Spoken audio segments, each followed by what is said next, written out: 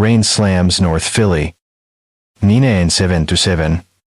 12 kids vanish from a crumbling church shelter. Written off as runaways. 30 years later. Hin cracks open. Bones, whispering murder. My sister Sophia's among them. Her diary hiding a coded truth that flips everything. Who's the real monster? Stick around. The twists will gut you. This story's fiction.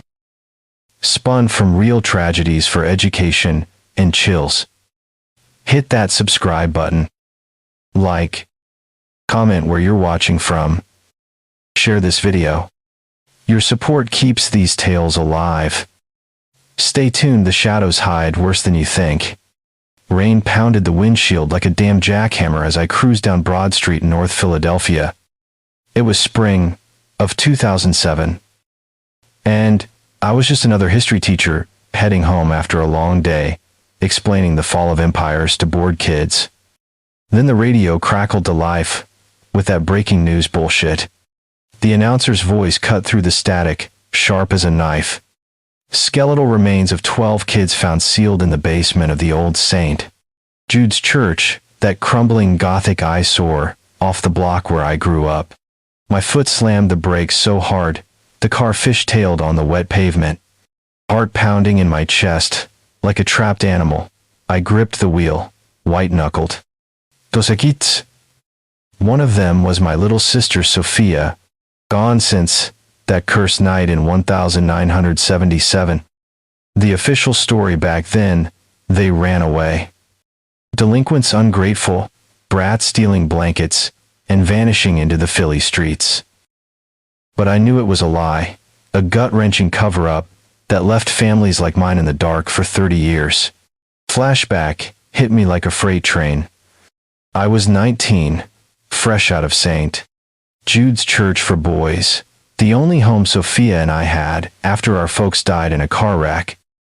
North Philly in '77 was a rough hood, crumbling row houses, graffiti-scarred walls, and folks scraping by on welfare checks or under-the-table gigs. The economy was tanking, factories closing left and right, and black kids like us were the last on anyone's priority list.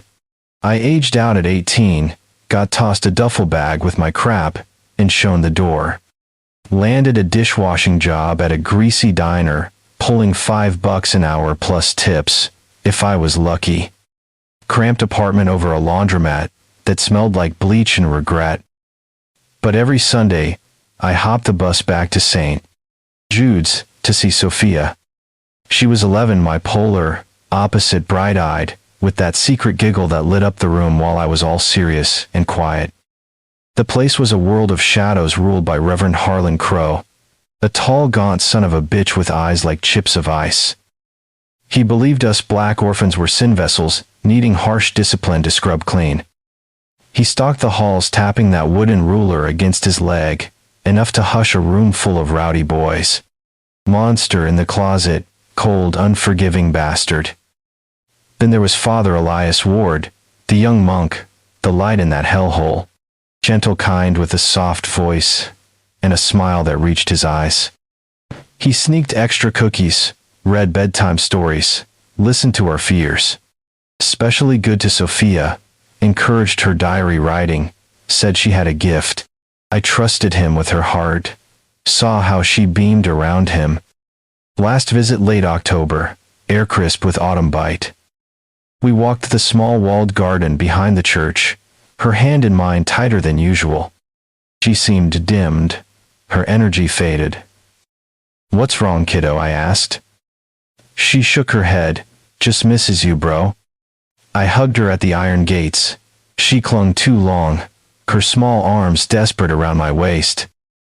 A ghost hug that haunts me still. Next Sunday the place felt off, chaotic kid energy gone, replaced by thick silence. Found Crow in his paneled office, hands steepled, eyes empty. "Your sister's gone," he said, flat as pavement. "Gone? What the hell do you mean?" "She ran away with 11 others. Stole food and blankets, delinquents all." My blood froze. Sophia, a runaway. Terrified of the dark, wouldn't walk the dorm hall alone, let alone bolt into Philly night. No, I shook not her. Call the cops. They agree, he dismissed. They'll crawl back cold and hungry. I fought it, but I was just a poor kid, no power. Cops bought his story, sham investigation closed. 30 years of grief built on that lie. Now this discovery radar from Penn engineers, mapping the decay, found a sealed void not on blueprints. They breached it and bam! The truth screamed out. But as I sat there, car, idling rain, blurring the world, I heard faint whispers like kids, crying from the radio. Sophia. And then, the cops called and hell broke loose. But that was just the tip of the iceberg. The real nightmare was buried deeper than those bones. After that radio bombshell, I couldn't shake the chill. For weeks, I haunted the University of Pennsylvania Engineering Projects blog, like a ghost. They got a grant to study structural decay in old buildings, using the abandoned stink Jude's as their guinea pig. Non-invasive tech. First ground-penetrating radar sweeping the foundation like some sci-fi gadget. The church had sat rotting since the late 80s, victim of dwindling funds and a bankrupt developer who left it to crumble. Blueprints from the city archives showed a standard basement and a small subcellar, maybe 500 square feet tops, probably an old coal room from the early 20th century. But their scans lit up an anomaly, a sealed man-made void bigger than expected with no damn entrance. Blog speculated it could be a Prohibition-era stash, a quirky historical find. My gut twisted knowing better. Then the destructive phase kicked in. They planned to hammer walls and floors to test stress points, bumping that mystery wall to the top of the list. Dread hit me like a sucker punch, physical nausea rolling in waves. I thought about calling the cops, spilling my guts about Sophia, but what spill a bad vibe from 30 years back? They'd peg me as a crackpot. So I waited, eyes glued to that blog. Update dropped, on a Tuesday morning, clinical and brief. During testing they found something unexpected, site handed to Philly PD project, suspended. Evening news exploded, reporter in front of St. Jude's, police lights flashing like strobes. Grisly mass grave, she said, hidden room, breached skeletal remains, of 12 children huddled in the dark. I dropped the remote, it clattered like bones on hardwood. My wife burst in face, twisted in alarm.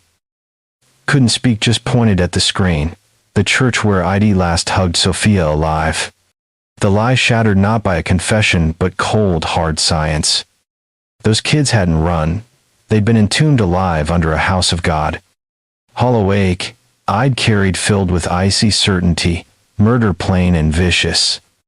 Media frenzy hit a 30-year cold case, 12 black kids from the hood, now a homicide wildfire. Philly PD under heat assigned Detective Victor Santos top, cold case guy, sharp as a tack, relentless with a rep for digging deep. He had his own scars, grew up, orphaned, screwed up, a similar case, back in '85, ain't letting it slide, again, he told me later. His first call was to me, the persistent brother who'd pestered the department, with letters and anniversary calls. Went to the station, spilled everything about Sophia, the shelter, the 2 men who ran it. Crow's cruelty, Ward's kindness. Investigation zeroed on Crow, the obvious beast. Found him in a shabby retirement home in the suburbs, 85, now frail and bitter. Questioned him. He rasped the same lie. Delinquents ran away. Know nothing about no sealed room.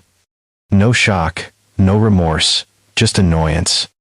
Forensics piled on mortar from the wall matched a custom mix.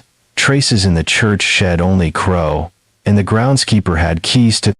Groundskeeper vanished right after the kids, likely accomplice, or silenced. Ex-orphans, spilled grim tales, locked in closets, meal denials, ruler beatings. Crow was the monster, motive simple. Maybe the kids sniffed his dirt, threatened exposure, so he silenced them, brutal and final. But nights brought whispers and dreams. Sophia murmuring, jumbled code sweat, soaking my sheets. And the ham connected to old underground railroad tunnels from Civil War, days once, for escaping slaves, now a reeking tomb, damp earth, stench clinging, after decades. Interviews, twisted small, 1, ex-kid praised Ward like a damn saint while damning Crow.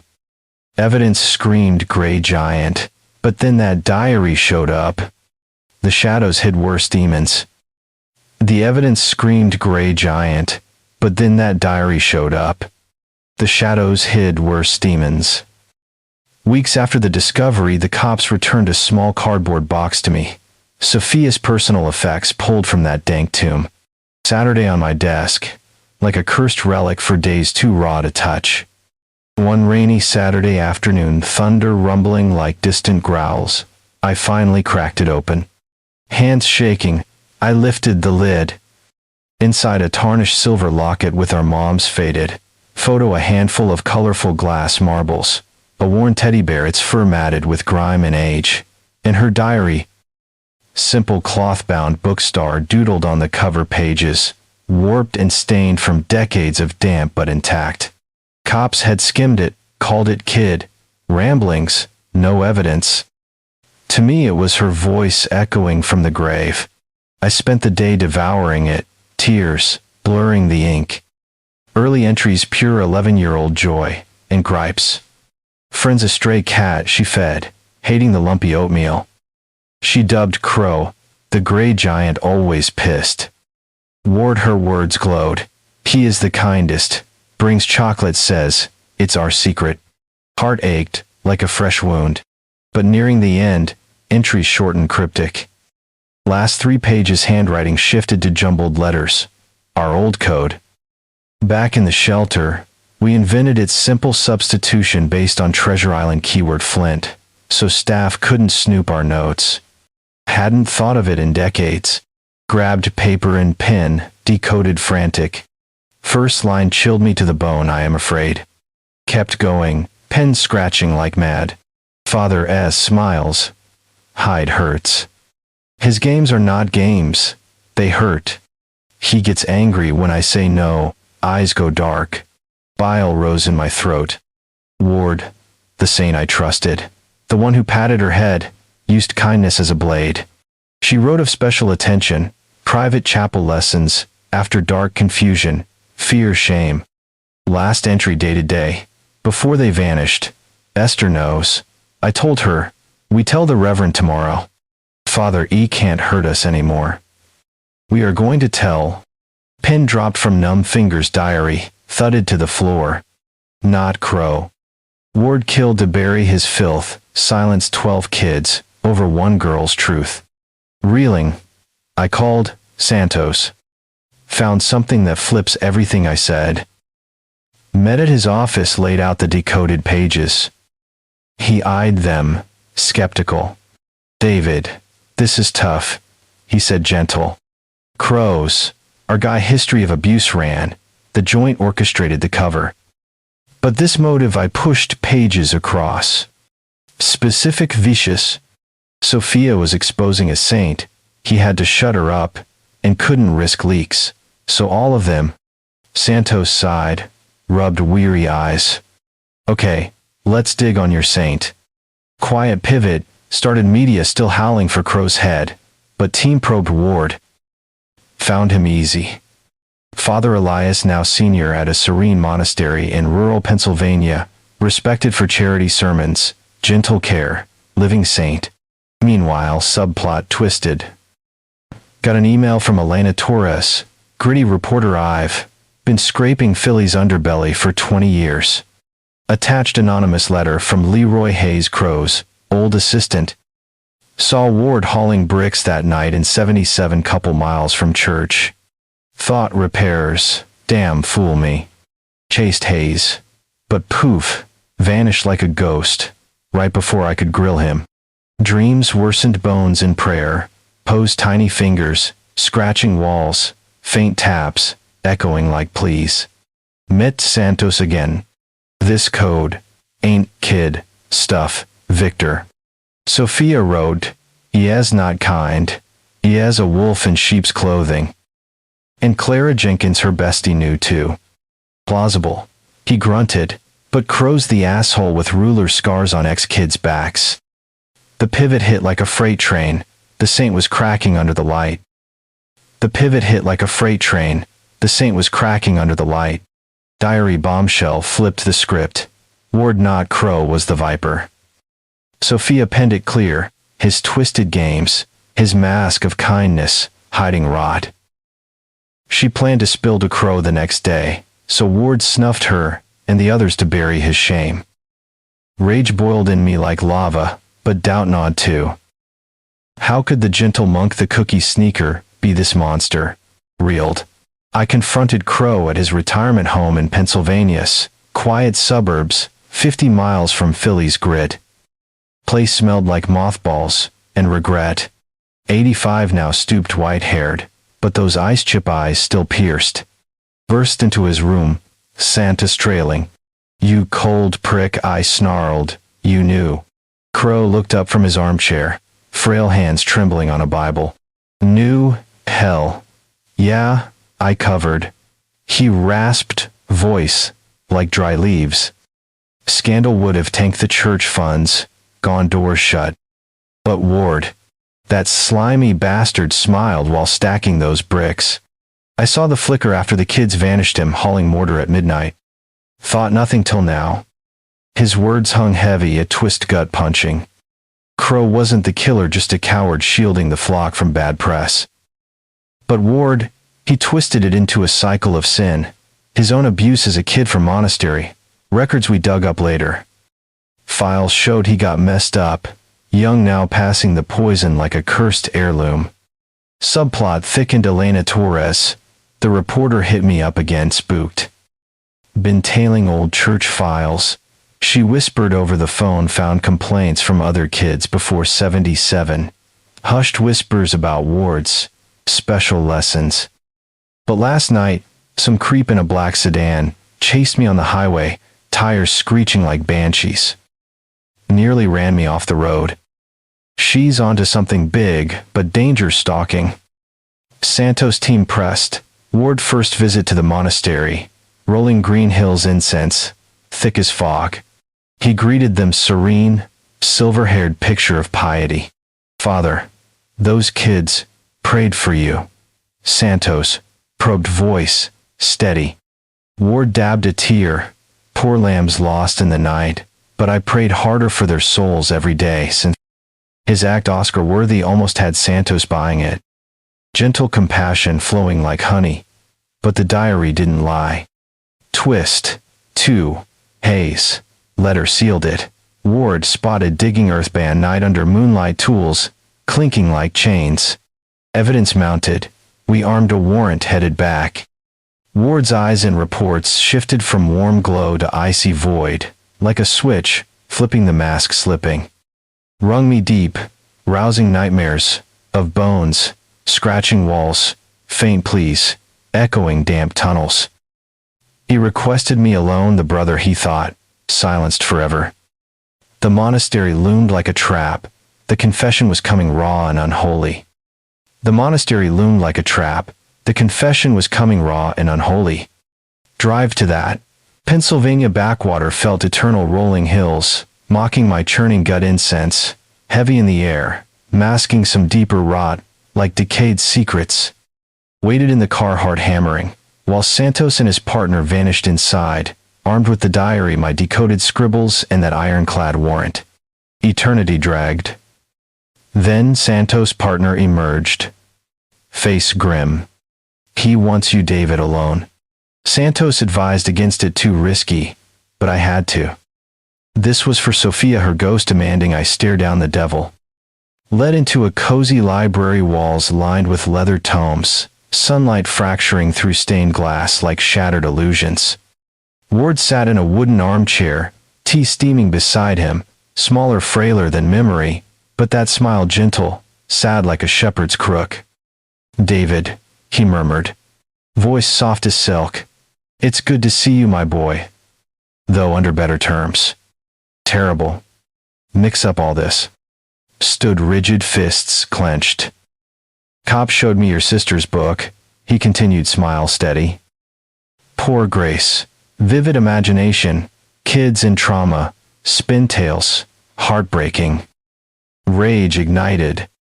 She wasn't spinning you sick. Fuck, I growled, low and venomous. Terrified, ready to tell that's why you killed her. Expected denial, feigned hurt, but no. Smile evaporated like mist eyes, snapping to reptilian fury, cold and bottomless. Ungrateful little viper, he hissed, voice sharp as broken glass.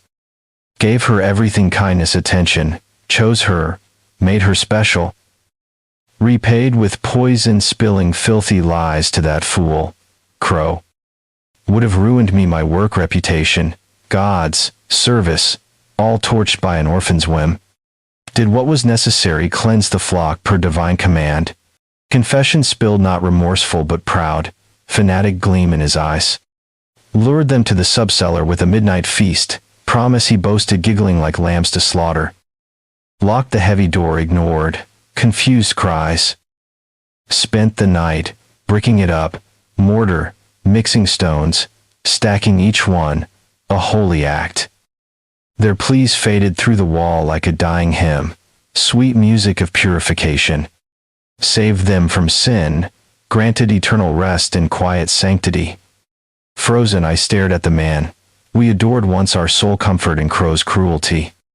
Obvious monster, was just bitter his lie, a shield for this whispering evil, chocolate in one hand, brick in the other. 30 years hating wrong, the twist gut-wrenching. Santos burst in cuffs ready, but Ward laughed low, chilling. One survived, asked Clara's mom. World spun, justice bitter as gall. But closure, that was just the beginning of the real lessons. World spun, justice bitter as gall. But closure, that was just the beginning of the real lessons. Ward got hauled off in cuffs, his fanatic gleam snuffed by cold steel. Trial dragged on, media circus, painting him as the wolf in shepherd's robes. Jury bought it all, the diary, the confession, the forensics tying him to that mortar mix. Guilty on all counts, life without parole, rotting in some max security hellhole. Crow skated on the cover-up, charges too old, too frail, but the scandal torched his legacy, a bitter pill for the church to swallow. Social services, revamped oversight in Philly hoods, vowing no more blind eyes to whispers in the dark. But society got a wake-up call. Black kids from the blocks, finally seen, not just statistics but souls lost to trusted monsters. I tracked down Clara's mom in a rundown apartment off Kensington Avenue. The hood still scarred by poverty and needles. She was a shell, booze, soaked eyes, hollow from decades of grief. Clara almost made it out, she rasped, voice cracking, like dry twigs. Ward locked them in, but my girl clawed a tiny gap in the bricks, whispered to me in dreams, or so, I thought. Found her diary later hidden in the teddy bear scraps, saying she survived a day longer, scratching pleas into the wall before the air ran out. Twist hit like a final gut punch. One kid lingered in agony, while the world spun on. Her mom clutched my hand, tears mixing with cheap whiskey. We mourned together, closure, tasting like ashes, but shared pain eased the load. Nights still bring whispers, Sophia's voice faint in the wind, but now it's peace, not please. No more scratching walls, just a soft bro, it's over. Let's I've built a life, taught history to kids in the same hood, warning them of hidden evils. Intertwined with lessons on civil rights. In Philly's dark past, like the MOVE bombing that lit the city's underbelly. The journey from that rainy radio shock to this scarred wisdom reshaped me, from grieving brother to vigilant voice. From a prose angle, FBI profilers nail it.